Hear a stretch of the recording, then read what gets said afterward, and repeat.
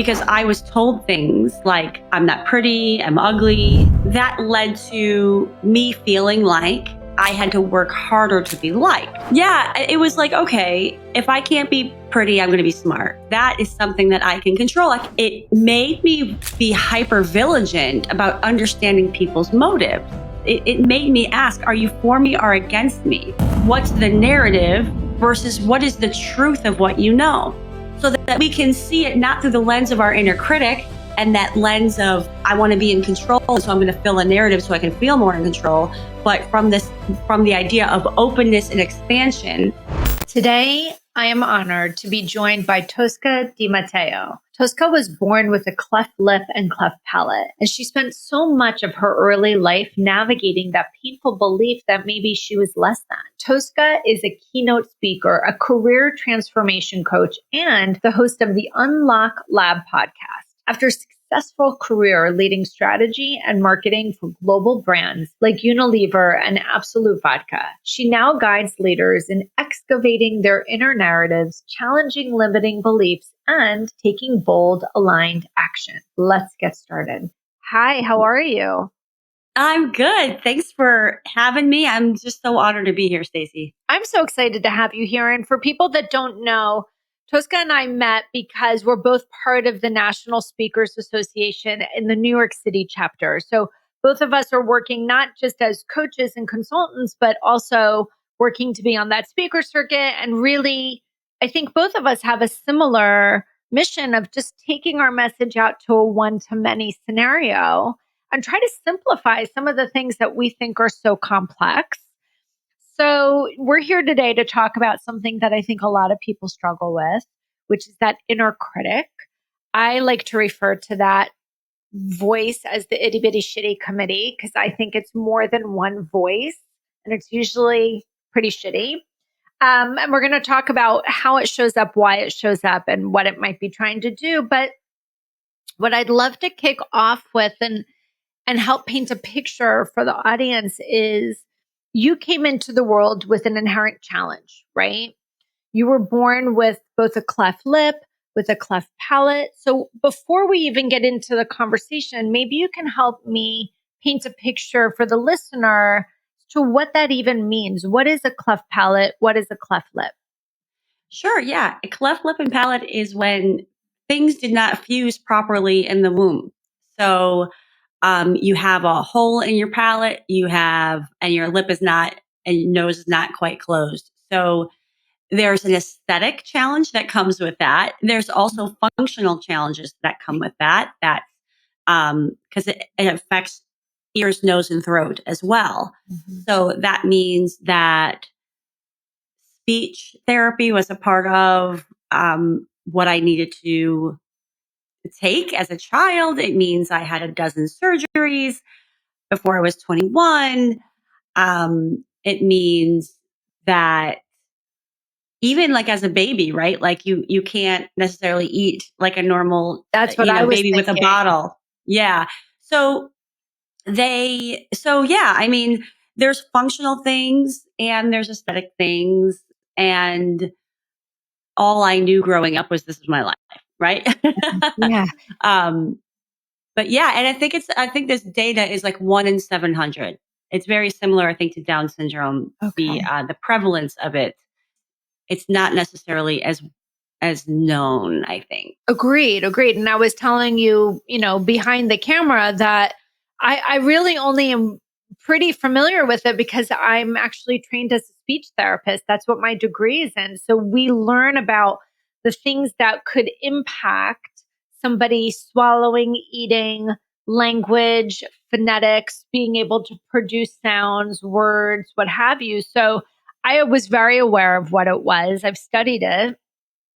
How did it, above and beyond the functional piece, right? So we talked about there was issues with eating, perhaps swallowing, functions with speaking at the beginning and figuring out how that all works. But how did it impact you on a day-to-day basis, either socially or within your family unit? Yeah, I mean, thank you for the question. I think that there's some subconscious things that I'm sure was going on, right? That I didn't really understand until my adult life, right? So some of these things that I'm saying, I wasn't necessarily aware in the moment. So Yeah. I'll just like honor that, right? Yeah. But I think, at the deepest level, I was faced with asking myself what's true and what's not. Mm. Because I was told things like, I'm not pretty, I'm ugly, and I saw how kids engaged with me which was mostly walking away once they found out why I looked the way I did because they didn't understand it, right? They never saw it. So I think at the deepest level, it's like, well, you know, what are these negative things true? Right? Like, what does that mean? And that led to me feeling like I had to work harder to be liked, right? Like, so there was something telling me, some part of myself saying, like, you better bring it because your appearance isn't going to be the thing that people are attracted to. And the third thing I'll say about the impact from an inner critic perspective is it made me be hyper vigilant about understanding people's motives, right? Because Mm. early on, right, you want love and belonging. I mean, we always want love and belonging, right? But these are part and parcel to survival. Yeah. And so early on, I have, an authenticity detector that was pretty active and pretty strong. And now it's one of my superpowers. But it made me ask, are you for me or against me? It Mm. made me gauge these things early on. And um, that can be a benefit. It can also be a real challenge to Yeah, have to absolutely. And what I'm constantly. thinking is, when we're young, we're not cognitively aware that we're hypervigilant, and we're not cognitively aware that we're assessing, right? Like I always use this language that we assess, we address, and we adapt. Right. So we're assessing our surroundings, we're addressing it with what we know how to address it. And then that becomes the adaptation for how we show up. But it's like so covert. We're doing it so under the hood. We think we have certain personalities, but the reality is that we're just learning to navigate our landscape, our environment, and that's what we, I'm going to put in quotes, become at some point. Right? So for some people, they might say, well, I'm just an anxious person, but you're also maybe super hyper vigilant, always wondering, always assessing, am I safe? Am I not safe? Are your intentions good? Are your intentions not good? Are you for me or are you against me? That's exhausting, first of all, right? As a child. Sure. The other Yeah. thing I'm thinking as you're talking is this idea of different being bad, right? So we're all different. And it was interesting when I was being trained by Marissa Peer in rapid transformational therapy, which is a type of hypnotherapy. She was really, really clear. That whole year I was in training with her, she kept saying the same thing over and over again. She goes, there are three things, only three things that really kind of hook people up. Like it's the tripwire. It's not believing you're enough, believing you're different, or believing that what is available to everyone else is not available to you. She goes, when you boil it down, it comes down to those three things. And I hear that on repeat in my head a lot. And I heard that on repeat when you were talking. It's like, I'm different. And she would say, we're all different. But yet there's this negative, there's this negative relatability to that is it not okay that we look different? We all look different from each other, but there's the social norm of it's supposed to be X. And so if you don't fit X, it's somehow wrong. But it's really not. It's a man-made social construct, which I find myself saying over and over and over lately. But if we know these three things are the tripwire, I don't feel I'm enough, I'm different and therefore wrong, deficient, defective. And what I want is available to everyone else, but not me. Do you see those things as having been unconscious, subconscious tripwires for you at some point growing up? Oh, all three of them. Yeah. Absolutely. Absolutely. And it's funny because one of the reflections I was having before coming on was this connotation of different, because it was a message I received from a number of places, as if I didn't know I was different, as if I needed to be told it, because I wasn't told it from a perspective of embrace it and love it, and actually we're all the same. And I think that's really core to why I do this deep work that is about humanity, Mm. because like my story is unique, right? And everybody's story is unique, but we're all human, and so we all have these shared emotions, and because I was told that I was different, and and the connotation was that's a problem and there's limitations, right? Leading to the point of what's available to other people isn't available to me. Right. And so, yeah, these things are really, I don't want to say subtle, because in a way it's not subtle, but it's like you don't know what it is you have to unravel Yeah. with those kinds of messages. And what I'm thinking of as you're talking is we have two primary places we spend most of our time growing up. We're either in school or we're at home, right? We're always out doing other things, but like the majority of our time is spent in one of those two environments. So, how did those environments support or not support you during those times? Because these are really critical times of development and self-assessment. Like our self-esteem is so critically developing during these times. Yeah, I mean, of course you had, like, I was very social in school and I had friends. It's not like I was a loner. I was very bubbly. I was me, right? And so, yeah, there were challenges with, other kids, and, in certain grades that was for sure even more heightened. And then as you get older, um, and everybody's interested in finding someone, but that experience was, I didn't have those types of experiences, until well after high school, of that kind of interest, right? So while I had friends, it was heartbreaking every day in school.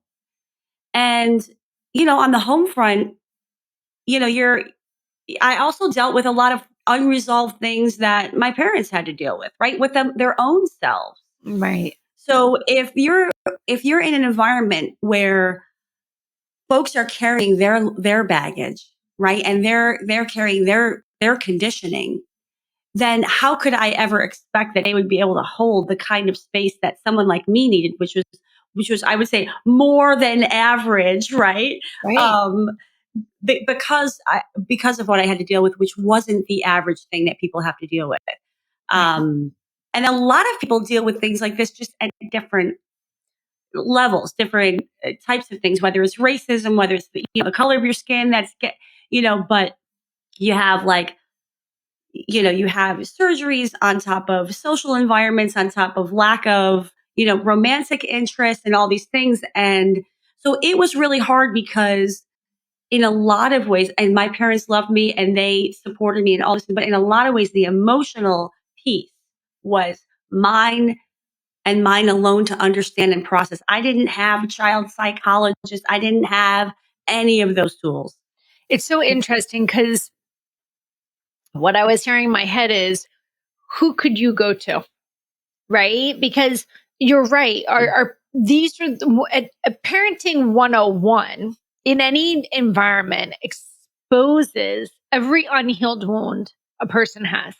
So, regardless of who you're parenting and what they might be challenged with or not challenged with, parenting is the flashlight on top of the spotlight, on top of the microscope of any individual person's unhealed wounds.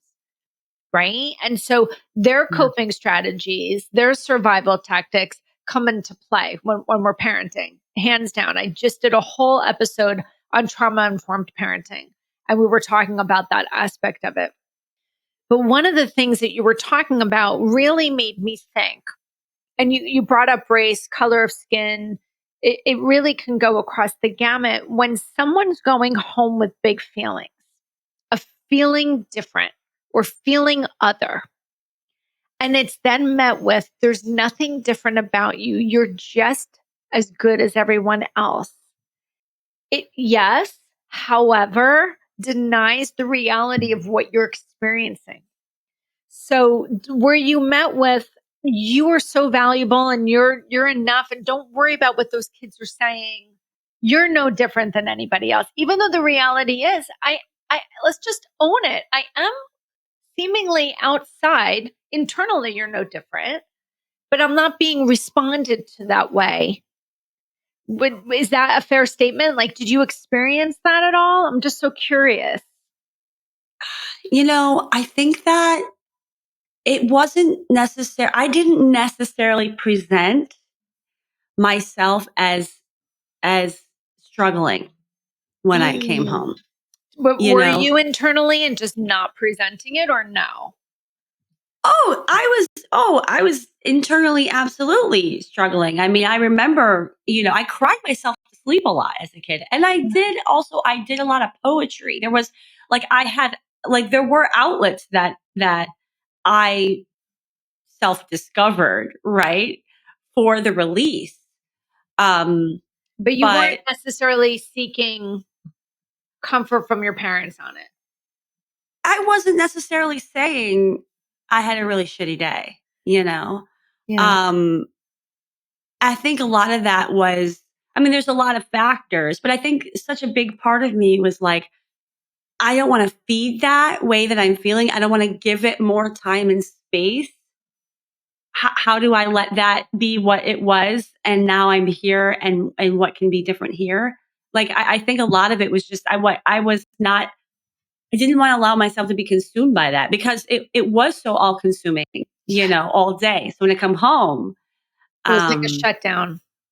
yeah, probably. And probably, I because um I had such awareness, call it because of just who I am or because of conditioning around being hyper aware.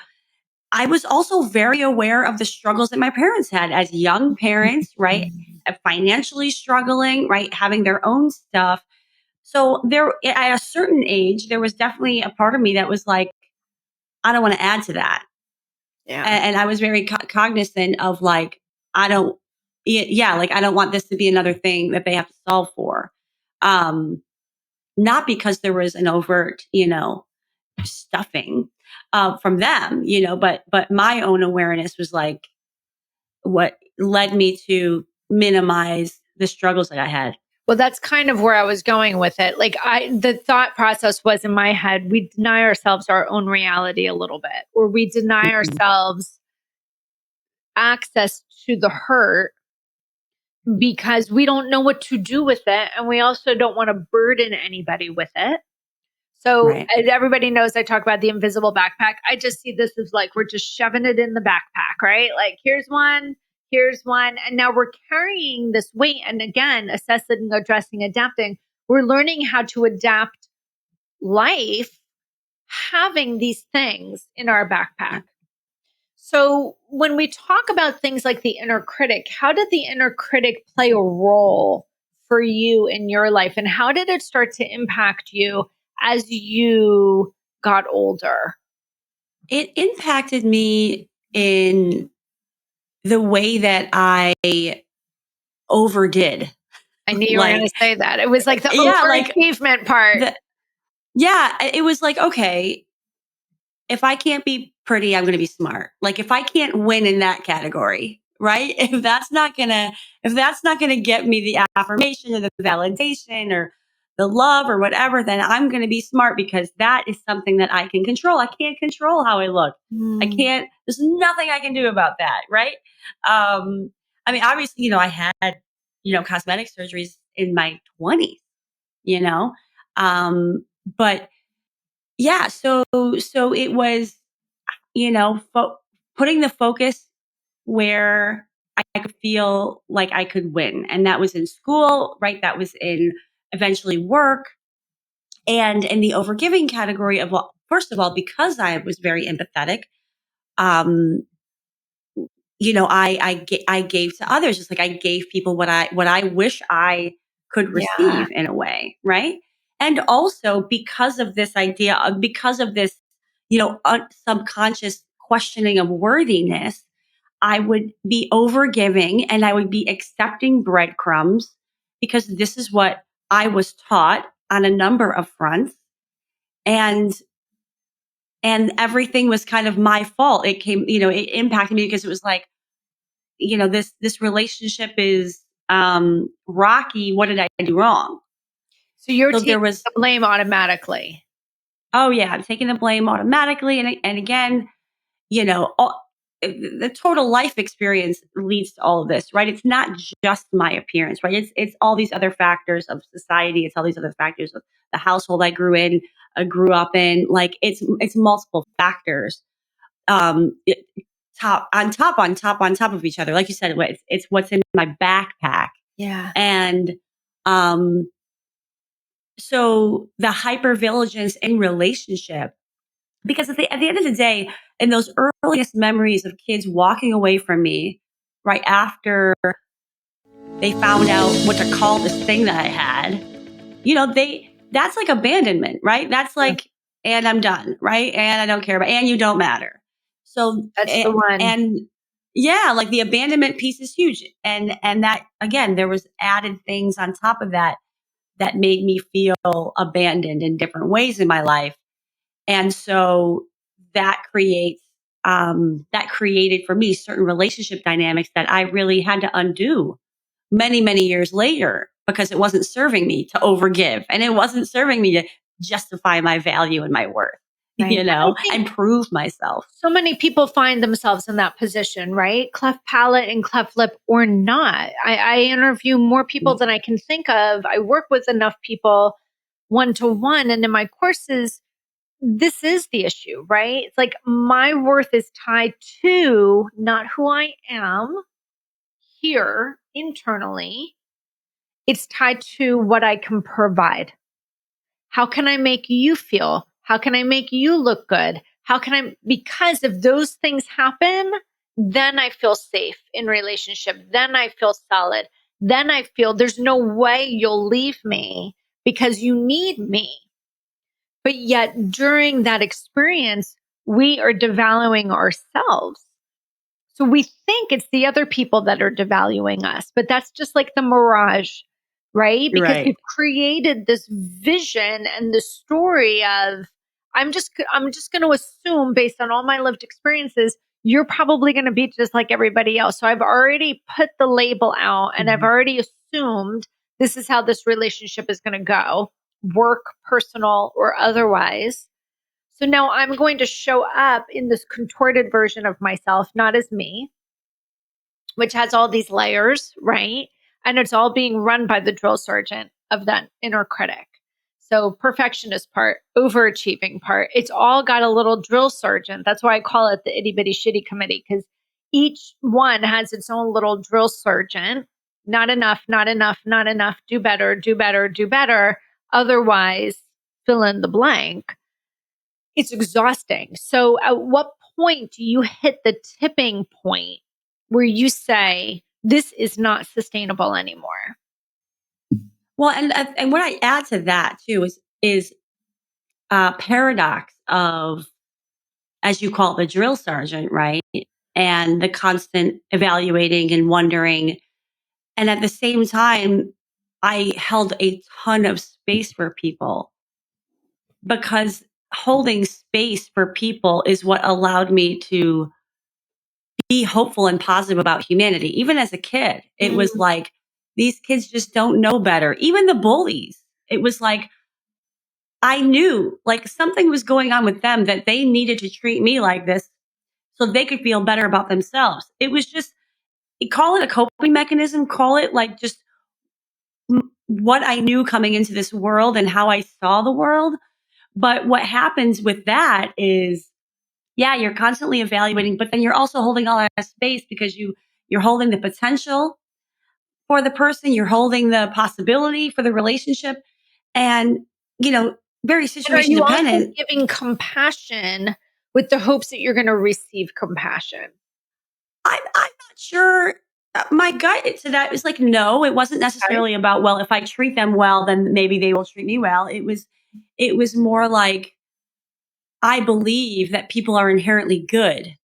I believe that. I believe that people were acting this way because they didn't know any better, or Not because because they had they're a their bad their person own per hurts. se. Yeah, not because they're a Yeah. bad person. So then you have, so depending on the situation, right? Like, I mean, I held space for certain friendships for decades where I was getting breadcrumbs, That's what I was and gonna I go hit with. the Like, you're point. not getting you're not getting the back on the receiving end.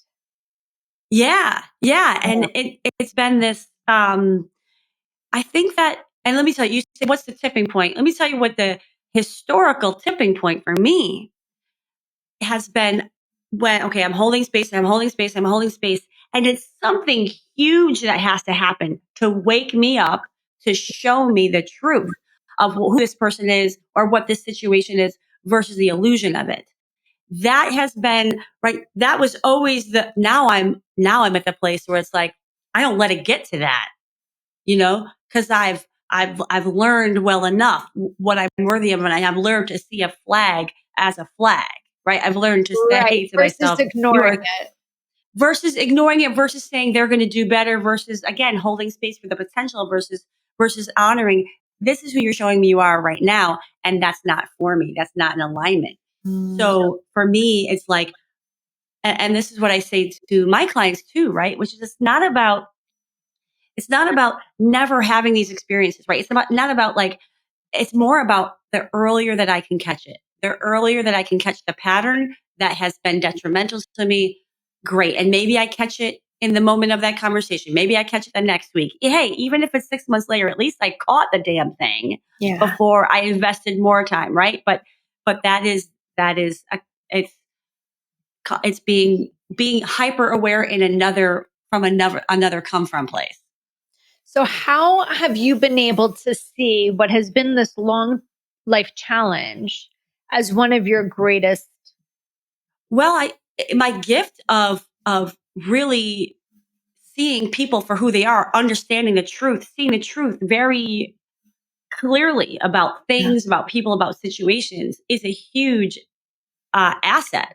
Yeah, It's what allows me superpower. to do this work. It's my superpower, because you don't have to say a damn thing, and That's right, and I will know, And I'm not talking about judgment. That's not what I'm talking about. I'm talking about my my spidey senses, my intuition, my understanding what the unsaid things are, or what they it's could the mean. clarity.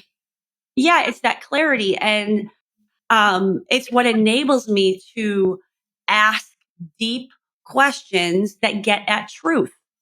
You know this, right? As a Yeah. coach, like, that's what it is. And so, because I had to go through the process of understanding people, understanding behavior, even understanding what I was walking into when I walked into my house every day, right? What I was walking into with other kids in the room, or like that gives me the superpower of cutting to the heart of whatever it is, so that the truth can be revealed and the decision can be made from that place. Whether the decision is my decision on if this person is in alignment with me or for me, or whether it's about a decision that my client gets to make, because now there's clarity. Yeah. So tell us how you teach that to your clients. Tell us a little bit about your work Mm, as a leadership coach. What does it mm. look like? What's the ROI for that person? Yeah, I mean, it's the process that I use is, and it's going to sound a little bit generic, but I need to start with that, right? Which is helping my clients see the truth for themselves. It's not me saying, "Gee, it looks like this." You know, it's helping my clients to answer their, the questions that will get at what will create that unlock. Mhm. You know, it's about helping them to define things as they see them, and aren't you, helping isn't it them so process true the that world. people are like so quick to judge and Mm, so quick to make a narrative about something that they see, hear, experience through their own unhealed wounds? right. Where is it that you are teaching them to really listen and assess to really what's happening versus what their perception is of what is happening? Is that Yeah. So, for example, somebody can, right, they can be very judgmental about a situation. They could that's be the word filling that in was the, in my head? Yeah. yeah, they could be filling in the blanks of a narrative because they don't actually know. So, what I help them to see is what's the narrative versus what is the truth of what you know. Right. And the truth might be, well, I actually don't know what that person thinks of me. Okay, let's start with that. So if we don't know, and then expand the possibilities. So maybe we don't know, is that person for me or not? Okay, well, what is possible? So that we can see it not through the lens of our inner critic and that lens of I want to be in control, so I'm going to fill a narrative so I can feel more in control, but from the idea of openness and expansion, so that you can then decide, well, what is it that I want to do to really actually understand the truth here, or really understand how I feel about something versus how I've been conditioned to think about certain people or certain situations or what So have let's you. paint a picture, right? So Mhm. let's think of a scenario where someone is making an interpretation of a situation that is not based necessarily on truth, but of perception, right? So I'm constantly saying that we perceive life through our unhealed wounds. Mhm. So if someone doesn't feel good enough and they're witnessing something at work, like let's play out this scenario because I want it to Yeah. be clear for the Mhm. listener because I think they're all working, everyone's walking with this, right? It's Yeah. really benign and very universal. So Yeah. can you paint us a picture and think about perhaps a scenario either you've experienced, you've held space for a client Yeah. where they're making those assumptions and those judgments and attempting to navigate from that versus the truth. Does that make sense?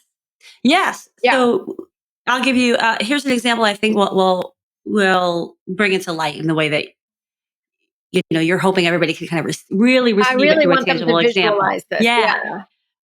I had a client of mine, an executive in a bank in the C-suite, and she had some real challenges with one of her colleagues. And there were certain behaviors that didn't feel good to her, right? There's like reality about how a person was treating her. And all of that reality was in her backpack, right? That was the baggage.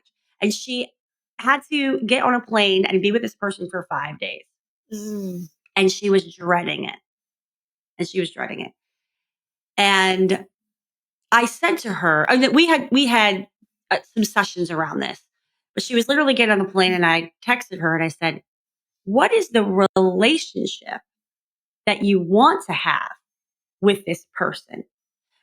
So, not orienting towards the past and that truth of how she was treated, how she felt about that, how she perceived it, but more so, what is the future that you want to see? And if that is your intent, lead with that. So she decided she knew she wanted to have a collaborative relationship with. She wanted to support him. They were in this together, this huge initiative where everybody's hands on deck, right, in the C suite. And she gets on that plane and approaches him with that come from place of the truth that she actually wanted to be supportive and she wanted him to know she was in his corner. And they had a huge breakthrough because he didn't change anything, right? She was the one that showed up different. She showed up open and clear about her intent.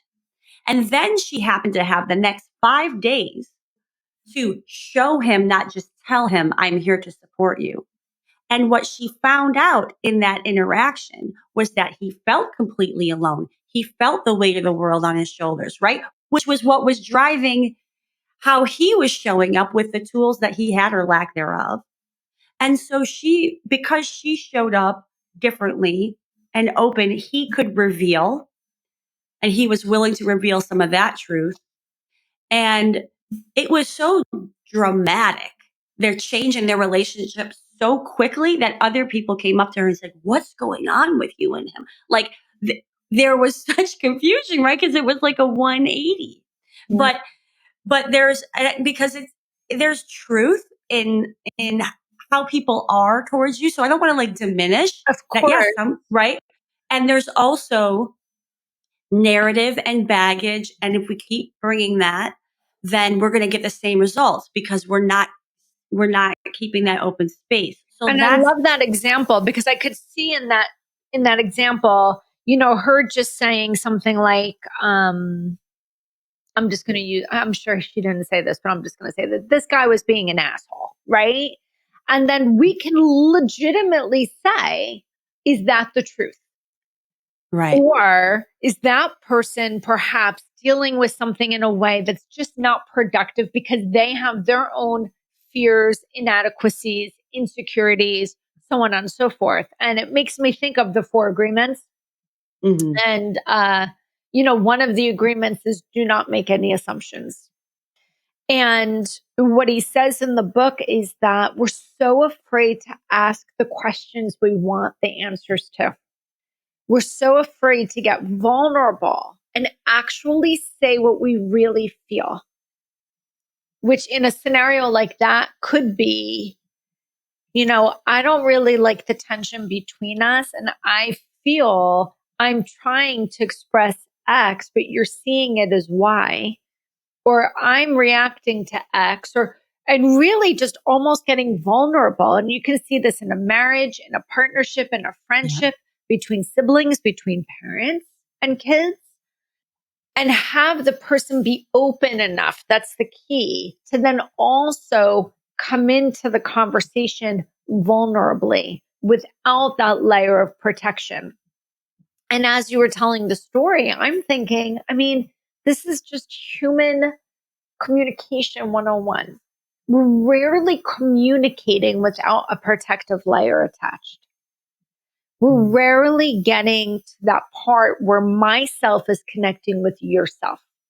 There's no extra agenda. There's no extra layer of protection. There's no gatekeeper. There's no part present because I'm so afraid you're going to see me. And if I'm open and exposed and vulnerable, you might see me and not like what you see. So we're so guarded up that we're very, very rarely meeting somebody person to person, self to self. We're either self and being met with a wall of protection, or self to self, and you know it. And self to self feels like us walking away from a conversation and say that felt so real, or that felt so Mhm. connected, or I felt so aligned, or we were just in flow. Versus when we're in a conversation with someone, a perfect example.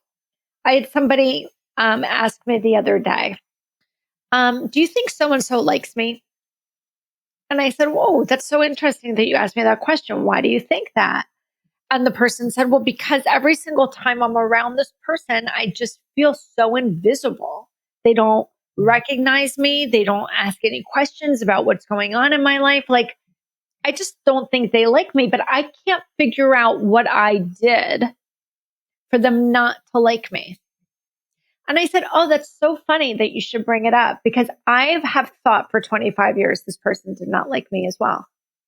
And what I've realized is that this person's really not good at communicating. And I've learned in my 25 years, also really not good at communicating, not just with me, but with a few other people I'm aware of. But I don't think it has anything to do with us. I think that person doesn't have the easiest way showing up as them. There's a wall. That's their work. I'm glad you brought it to my attention so I can share with you. You're not the only one. I don't think it's something you did.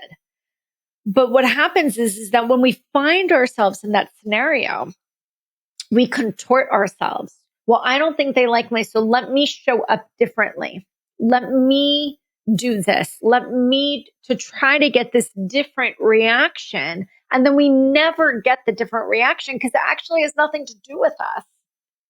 But we're so quick to make it we are the problem. We're so quick and we're so afraid To ask the questions. Yeah, to get at the truth, right? Like to say, you did this thing. I am interpreting it this way. I'm feeling this way. You know, um, in the space of trauma recovery, we call that intention and impact. I'm not sure if your intention was X or not, but I'd like to be able to share with you that my impact was Y. right. And typically, if we can be that vulnerable, the person goes, oh my God, seriously? Like that was absolutely not my intention. Sometimes we do have bad actors, let's face it.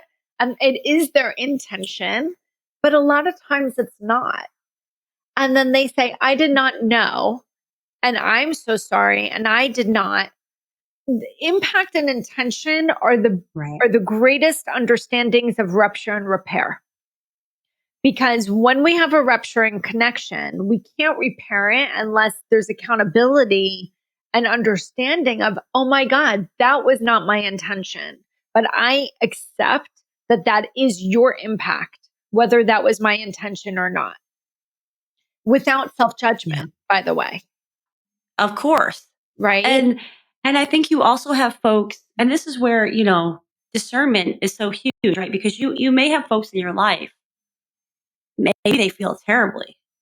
It wasn't their intention, but they don't know how to actually engage in that conversation. That's right. And then you have to choose, do I want to be in the orbit of somebody who can't engage in this kind of conversation, which means I have to bury it, which means I have to be right, but because I can't, they're not in a place where they can engage or they can apologize or they can accept whatever that is to do that repair. Yeah. And that can lead to some really difficult decisions, especially, with history of accepting breadcrumbs and sweeping things under the rug for the sake of, fill in the blank. Right. And I think what happens is it's not for the sake of us. We end up abandoning what is of value to us, of what's important to us for the sake of somebody else in that moment very often.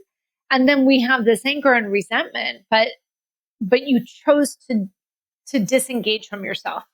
You're Right. choosing to abandon yourself a little bit to keep the peace. It doesn't work because you still don't have inner peace. You might be able to hang out with that person in a social space and make it look good, but likelihood is you're not comfortable with it. And I think the through line for all of this conversation comes back to, when did I start to abandon myself? At what age? What was the experience? What need did I have that wasn't appropriately met? And how can I go back and meet it now so I still don't have that wound where I need your validation? I need your acceptance. I need to hustle to make sure you're happy with me because actually I know I'm enough. That's where it all comes back to at the end of the day, wouldn't you say? Absolutely. Absolutely. And honor, and the way that I kind of say it is, you got to put yourself first in the equation. Yeah, it's so hard for And people. yeah, of course. And being able to see the long and the short game of it all, because we can be comfortable, right, allowing the same thing, but in the long term, how are we going to expand? How are we going to elevate ourselves? And when we keep making these short term, is this short term? It's just going to Yeah, become more comfortable for me to ignore. It's going to just be more the short comfortable for me to put it under the rug.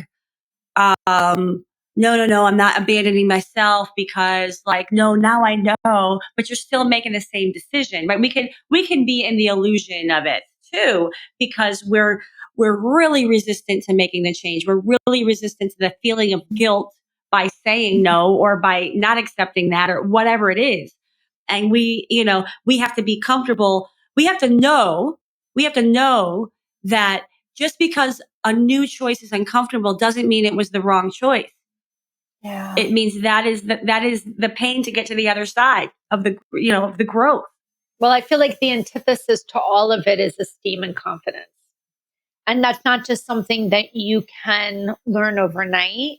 If it's something that is being shadowed out, like I feel everybody is born with, I'm a very big believer in like internal family systems and parts work. So I believe like at our core, in our essence, we are confidence and we are courage and we are creative and we do deeply desire to connect with people and have all the C qualities that we know are of self in internal family systems. It's not that we don't have it, we don't have access to it. It gets shadowed out by that inner critic. It gets shadowed out by that perfectionist part, by that people pleasing part, by the part of us that's not willing to set a boundary for fear of disconnection, but we are disconnected from ourselves. So in some way, shape, or form, you're disconnected. And I think what happens is somewhere along the line, we put a value on quantity of the number of people we're connected with versus quality. So we're afraid of letting go of relationships that don't serve us anymore because there will be less, perhaps, or maybe you're making room for new, but you get to show up more as yourself in the new. Oh, gosh.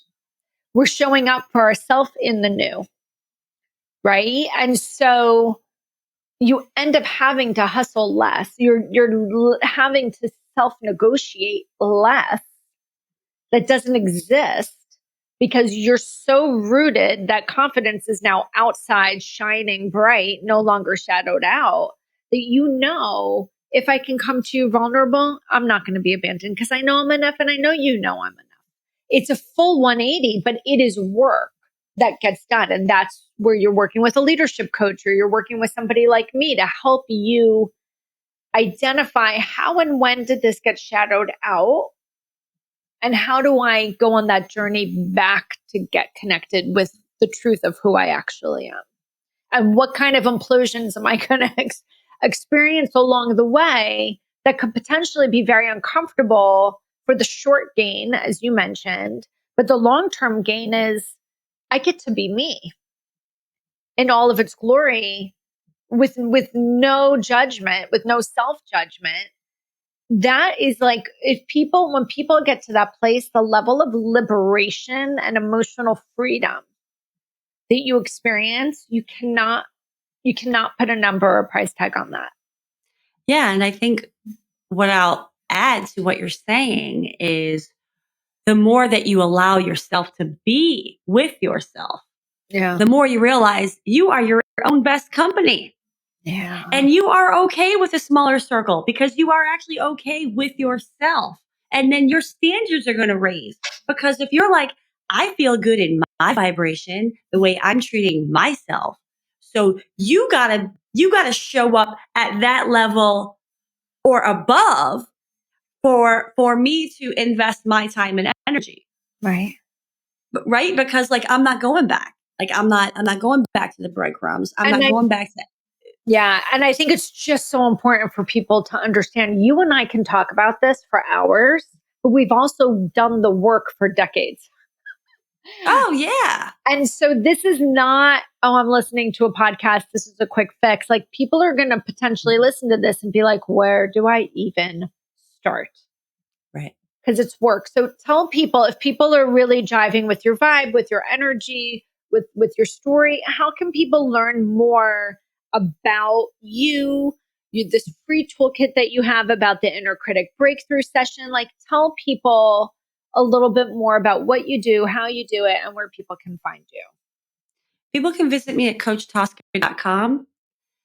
That's coachtosca.com. I have my contact information there, more information about how I serve, how I support folks. My podcast is there. So if you want to go deeper on this, like inner critic, I have lots of sources there. So yeah, that's like kind of the one-stop shop.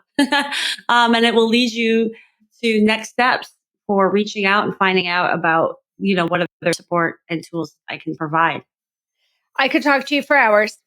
It's been an amazing, amazing conversation. And I think it's one that's going to deeply resonate with the listeners because it's very, very rare that we actually meet somebody that doesn't have some form of an inner critic, right? And like we said, it could be, you could call it inner critic, you can call it that itty bitty shitty committee. It's your drill sergeant. It's that one that's constantly just pushing you a little bit harder because there's this sense that it's not enough just as it is. And that's just a really good indicator that maybe you're just not being self-led.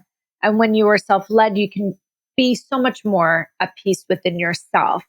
So anybody that's listening to this, if you know someone that you feel could resonate with this conversation, please share it. Please send it to them. Let them know that you thought that this could spark something in them. And if you like this conversation, I have a lot of great conversations about this, but you need to know about it. So the best thing you can do is subscribe, because when you subscribe, you'll be notified every single Monday when one of our casts drops. And again, guys, it's Tosca Di Matteo. She's at CoachTosca.com. It's CoachTosca.com. That'll obviously be in the show notes. And remember, I say this every time, we cannot heal what we don't understand. So if you are stuck, all of these episodes are really a guidance to help you gain a deeper understanding of yourself so you know where to start. And again, you're going to want to check out Tosca's coaching program. So Tosca, thank you so much for being my guest today. I really, truly appreciated the conversation. Likewise, thank you for the depth in which you bring the conversation. This is beautiful, and yeah, I hope it's helping somebody out I know there it will. find a way in. Yeah, absolutely. All right, guys. So until next time, take care, and I'll see you on the flip side.